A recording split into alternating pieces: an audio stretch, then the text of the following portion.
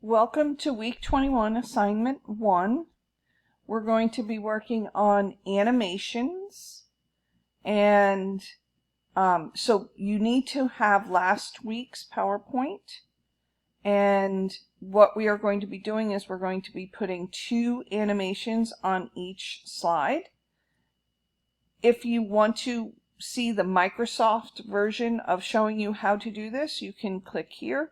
If not, you can watch. I'm going to give you a brief overview of what it looks like. So if I go to my SSO and then click on Office 365,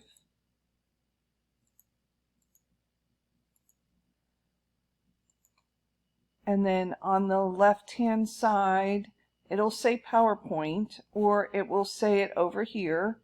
I'm going to do it on this one so that I have a bunch of different pictures, etc. on here. So what we're going to do is we're going to go over here to animations. All of these different toolbars here are for, they're called ribbons. So we're going to be on the animation ribbon. And an animation is something that happens on the slide. Not in between the slides, but on the slide. Any kind of movement, taking it away, bringing it in, anything that happens on the slide is considered an animation. A transition, which we will be doing next week, will be something in between the slides to go from this slide to this slide, this slide to this slide. So for this week, we're only working on individual slides, and each individual slide you have to have 2 animations on, and it's pretty simple. Basically, what you're going to do is go to the slide. You're going to choose one of the things that are on there. So if it's a picture, there's 3 pictures on this, so I could do that. It's words, whatever. So you select it, and you can tell it's selected because it has the box around it. And then you get this box here, and if you click on the down arrow, you have a whole bunch of different things I can choose to do.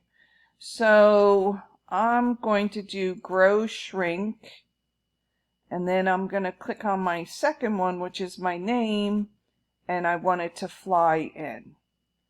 So now if I go to options, no, we're not going to do that. Okay, so now if I go to slideshow and I say from current slide, if I click on it, 8 parts of speech gets bigger. If I click again, my name flies in. Okay, so now I have 2 animations on the slide. So then I would hit escape to get out of that, and then I go to the next one. So I would click on this, I would go to animation, and I'm going to choose box, and then this one I will choose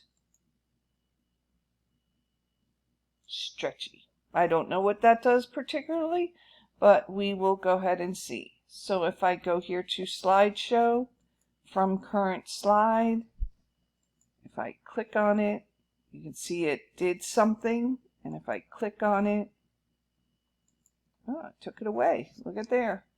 Alright, so we don't like that one. Okay, so we're going to go here, and so what you do is if you don't like it, you select it. Do you see this number that's right here? Okay, so you can do that, and then I can click here and I can say none, and that number goes away, or I can change it again and,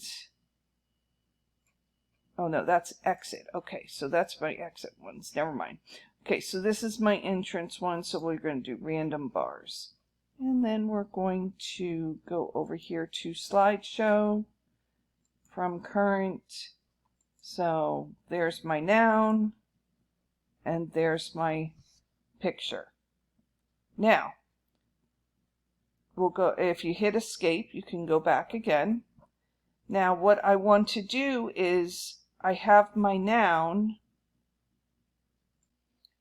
So my noun is here, and then if I click here at this one, you can see I have a separate box here, and I go to animations, and maybe I just want to put some emphasis on this. So we'll spin it, and then we will go to slideshow from current slide.